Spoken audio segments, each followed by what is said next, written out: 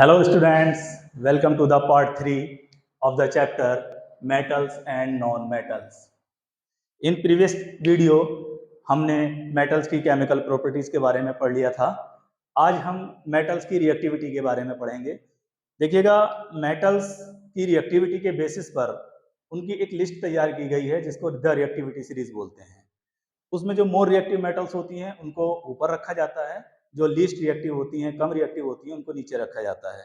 Basis देखिएगा हमारे syllabus के according the reactivity series a list of common metals arranged in the order of their decreasing reactivities is known as reactivity series. कुछ metals हैं देखिएगा, जैसे most reactive metals को ऊपर रखते हैं potassium, sodium, calcium, magnesium, aluminium, zinc, iron, lead, hydrogen, copper, mercury, silver, gold.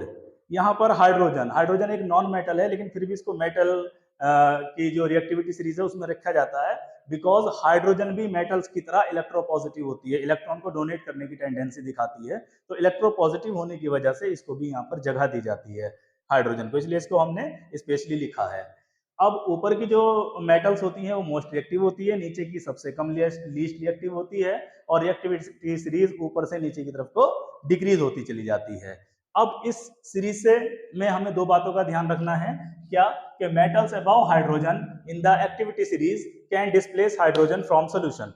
इस series के अंदर जितनी भी मेटल्स हाइड्रोजन से अबव हैं, ऊपर की जो मेटल्स हैं, फिर वो चाहे सोडियम हो, पोटेशियम हो, सोडियम हो, कैल्शियम हो, मैग्नीशियम हो, ये सब की सब हाइड्रोजन को रिप्लेस कर सकती हैं।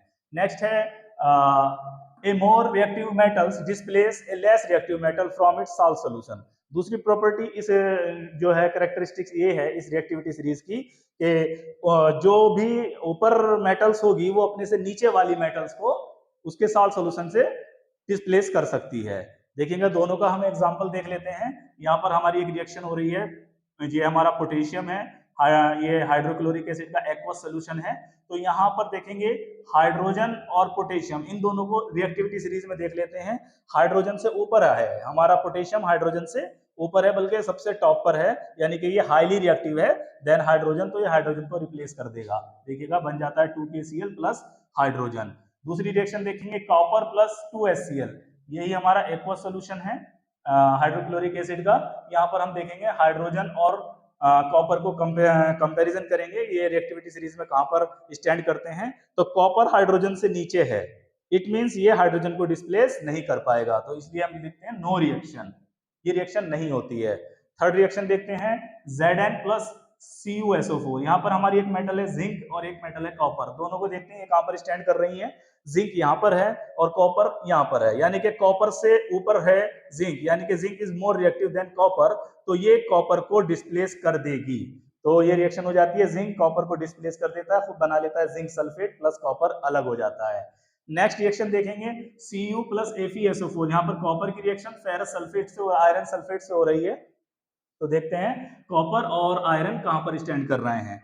कॉपर यहाँ पर है और आयरन यहाँ पर है। तो देखिएगा आयरन मोर रिएक्टिव है देन कॉपर, इसका मतलब यह है कॉपर लेस रिएक्टिव है, कॉपर आयरन को डिस्प्लेस नहीं कर पाएगा, तो हमारी नो रिएक्शन। इस तरह से इस एक्टिविटी सीरीज से हम ये बात समझ में आती है कि जो मेटल्स हाइड्रोजन से ऊपर हैं वो हाइड्रोजन को डिस्प्लेस करेंगी, जो हाइड्रोजन से नीचे हैं वो हाइड्रोजन को डिस्प्लेस नहीं करेगी। दूसरी पॉइंट ये है कि ऊपर वाली मेटल नीचे वाली मेटल को तो डिस्प्लेस कर सकती है, बट नीचे वाली मेटल्स अपने से ऊपर वाली मेटल को डिस्प्लेस नहीं कर सकती है।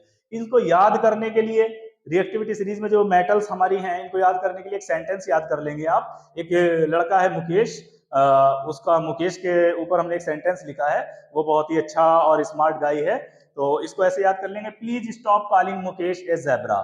लोग बच्चे उसको ज़ेब्रा ज़ेब्रा बोलते हैं, तो आप ये कह रहे हो कि please stop calling Mukesh A zebra, I like him, caring more smart guy, क्योंकि वो एक बहुत ही देखभाल करने वाला और बहुत ही स्मार्ट गाय है। तो देखिएगा प्लीज पोटेशियम, स्टॉप सोडियम, काली calcium Cl, Mukesh magnesium, a aluminium, zebra zinc, I iron, like lead, him hydrogen, caring Cr copper, more mercury, smart silver Sr silver, guy gold.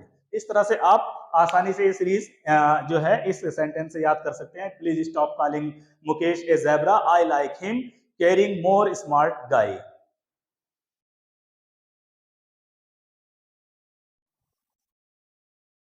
Now अब हम देखते हैं हमारी books में आए हुए कुछ इंटेक्स्ट क्वेश्चंस को जो इस टॉपिक पर ही बेस्ड हैं। एक क्वेश्चन है, why is sodium is kept emerged in kerosene oil. Sodium metal को केरोसिन ऑयल में डिप कर कर क्यों रखते हैं, उसको उसमें हम ओपनली क्यों नहीं रखते हैं। देखिएगा, इसका आंसर हम पहले भी दे चुके हैं, पहले भी ये जो है कॉन्सेप्ट आया था। सोडियम एंड पोटेशियम मेटल्स जो होती हैं वो हाईली रिएक्टिव होती हैं। इवन अगर उनको हम एटमॉस्फेयर में, एनवायरनमेंट में खुला रख देंगे, ओपन रख देंगे, तो वो एनवायरनमेंट की मॉइस्चर से, एयर से विग्रसली, बहुत ही वायलेंटली रिएक्शन कर लेंगी और लॉट्स ऑफ हीट्स प्रोड्यूस होगी और वो जो हाइड्रोजन होगी वो हीट की वजह से आग पकड़ लेगी। तो इस तरह से हम देखते हैं। तो इससे क्या होता है कि हम सोडियम को सेफ रखने के लिए उसको केरोसिन ऑयल में डिप करके रख देते हैं, क्योंकि केरोसिन ऑयल जो है वो एक नॉन पोलर सॉल्वेंट है, उससे जो है सोडियम रिएक्शन नहीं करता है। Sodium is extremely reactive metals, even when it comes in contact with air it violently react with oxygen, carbon dioxide and moistures causing a fire.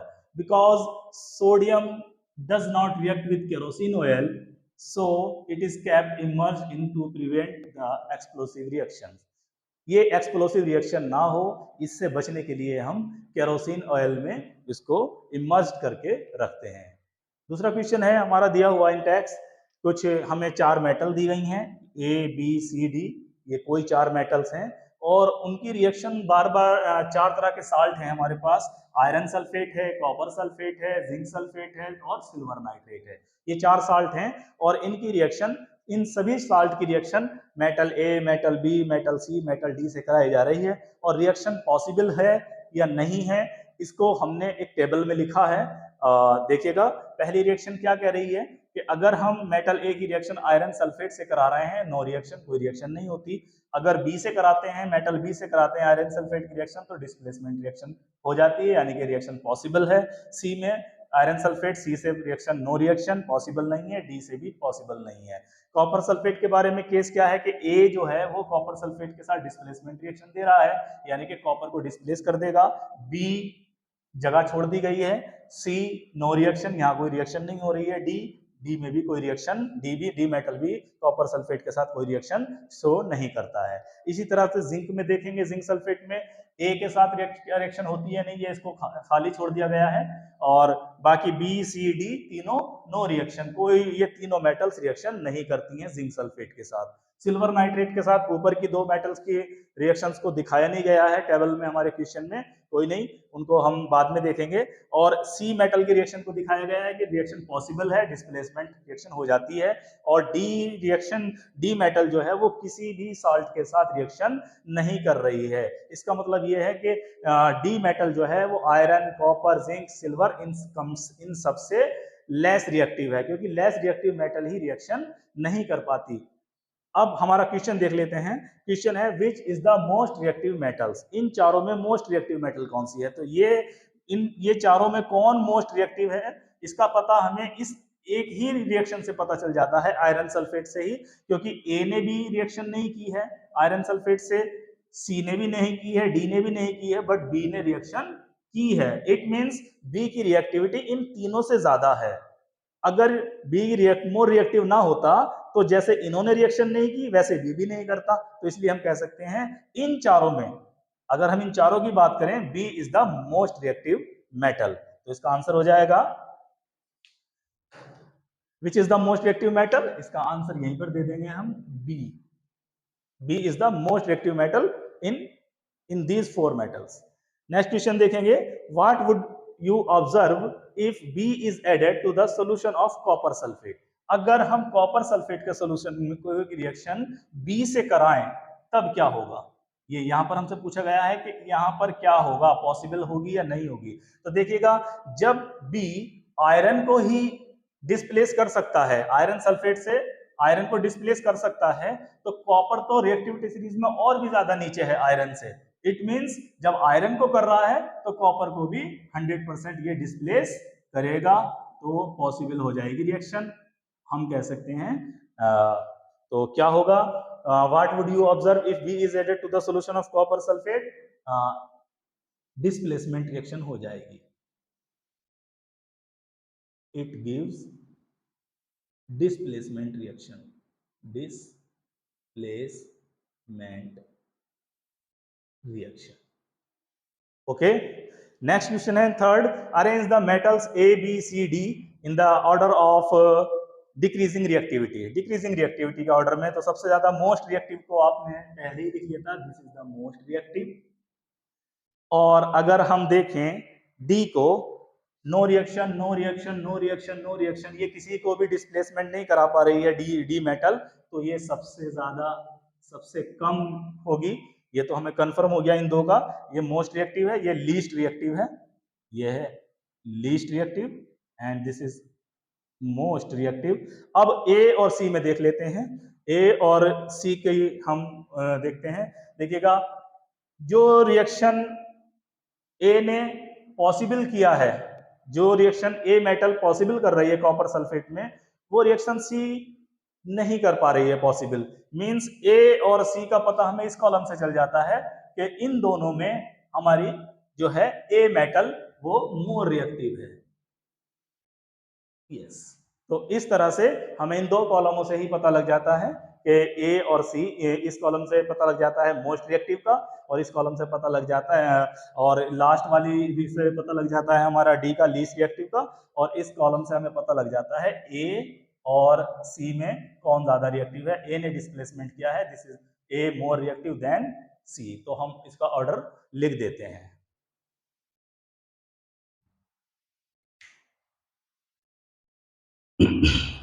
Now हम देखते हैं अपना inter question number 4, which gas is produced when dilute hydrochloric acid is added to reactive metals। देखिएगा, यहाँ पर reactive series को ध्यान में रखा गया है कि कौन सी गैस प्रोड्यूस होती है जब हाइड्रोक्लोरिक एसिड, किसी ये हमारा एसिड है, इसकी रिएक्शन रिएक्टिव मेटल से कराई जाती है। रिएक्टिव मेटल्स मींस देखिएगा, हाइड्रोक्लोरिक, हम अच्छी तरह जानते हैं हाइड्रोक्लोरिक एसिड से हाइड्रोजन इवॉल्व होनी है, लेकिन होगी उसी मेटल से जो हाइड्रोजन से रिएक्टिविटी सीरीज में ऊपर होगी, इसलिए यहाँ पर रिएक्टिव मेटल लिखा गया है। तो right the chemical reaction when iron react with dilute H2SO4। यहाँ पर इस क्वेश्चन, दो क्वेश्चन है, तो पहले का आंसर हम दे देते हैं कि hydrogen gas is evolved when dilute hydrochloric acid reacts with active metal। ये हमारा फर्स्ट पार्ट का आंसर है। दूसरा, right the chemical reaction when iron react with dilute H2SO4। यहाँ पर आयरन की रिएक्शन हो रही है डाइल्यूट H2SO4 से, तब क्या होगा, ये डाइल्यूट है यानी कि एक्वस है। देखिएगा, यहाँ पर आयरन मेटल है, ये आयरन मेटल रिएक्टिविटी सीरीज में हाइड्रोजन से अबव होती है, ऊपर होती है, means iron is more reactive then hydrogen in reactivity series, तो ये हाइड्रोजन को रिप्लेस कर दे, डिस्प्लेस कर देगा, तो बन जाएगा FeSO4 iron sulphate plus hydrogen evolve हो जाएगी, ये हमारा आयरन सल्फेट बन जाता है। This is the answer. Next question देखें, question number 5, what would you observe when zinc is added to solution of iron sulphate, write the chemical reaction that take place. यहाँ पर बोला जा रहा है कि क्या होगा अगर हम जिंक जो है मिला दें आयरन सल्फेट में। आयरन सेकेंड थर्ड ये जो होता है, ये ऑक्सीडेशन स्टेट होती है मेटल की, कि वो उस कंपाउंड में क्या ऑक्सीडेशन स्टेट शो कर रहा है, तो इस पर आप ज्यादा कंफ्यूज ना हो। आयरन सल्फेट से जब हम रिएक्शन कराते हैं जिंक की, तो क्या होता है, उसके लिए केमिकल रिएक्शन लिखना है आपको। तो देखिएगा, जिंक आंसर इसका हम दे देंगे, जिंक की रिएक्शन हम, आयरन सल्फेट है हमारा FeSO4, तो क्या होगा देखिएगा। अब यहाँ पर हमारी दो मेटल आपने सामने हैं, एक Fe और एक जिंक और Fe दोनों की रिएक्टिविटी देखेंगे हम, इनकी दोनों की रिएक्टिविटी को कंपेयर करेंगे, तो zinc is more reactive then iron, reactivity series में जिंक ऊपर होता है, तो हम सीधा लिख देंगे कि रिएक्शन हो जाएगी ZnSO4 प्लस आयरन हमारा डिस्प्लेस हो जाएगा, तो ये रिएक्शन टेक प्लेस होगी। तो इसका आंसर हम दे सकते हैं iron is displaced by the zinc and the reaction is take place, ये रिएक्शन दे देंगे। नेक्स्ट क्वेश्चन नंबर 2 जो हमारा रह गया था, पहले हमने क्वेश्चन नंबर फर्स्ट किया था इंटेक्स का, फिर थर्ड कर दिया था, 2 स्किप हो गया था, उसको हम दोबारा देख लेते हैं। Right the equation for the reaction of iron की स्टीम के साथ रिएक्शन बताइए। स्टीम अपने आप में कुछ नहीं, वाटर ही होता है, वो वेपर फॉर्म में होता है। तो रिएक्शन देखेंगे, Fe आयरन की रिएक्शन हो रही है स्टीम से H2O से, तो बनता है आयरन ऑक्साइड Fe3O4 प्लस यहाँ पर हमारी हाइड्रोजन इवॉल्व हो जाती है, बैलेंसिंग कर लेंगे, यहाँ पर 3 कर देंगे, यहाँ पर 4 कर देंगे, Fe3O4 प्लस 4H2, ये बैलेंस हो जाती है, ये गैस इवॉल्व हो जाती है, आयरन ऑक्साइड बनता है, जिसको फेरिक ऑक्साइड ही बोलते हैं। नेक्स्ट क्वेश्चन है calcium and potassium with water. यहाँ 2 रिएक्शन दिखानी है हमें, एक बार कैल्शियम की, एक बार पोटेशियम की। रिएक्शन देख लेते हैं कैल्शियम की रिएक्शन वाटर से होती है, तो क्या होता है, देखिए कैल्शियम वाटर से रिएक्शन करके कैल्शियम हाइड्रोक्साइड बनाता है। देखेंगे रिएक्शन बैलेंस है आपकी, और OH का होल ट्वाइस, O यहाँ पर 1 है, यहाँ पर 2 हैं, तो यहाँ पर 2H2O ले लेते हैं, तो CaOH का होल ट्वाइस और प्लस H2, ये गैस इवॉल्व हो जाती है और लॉट्स ऑफ एनर्जी इसमें रिलीज होती है। नेक्स्ट क्वेश्चन है पोटेशियम की रिएक्शन दिखाइएगा, तो पोटेशियम होता है K प्लस, यहाँ पर फिर वाटर ले लेते हैं, H2O बनता है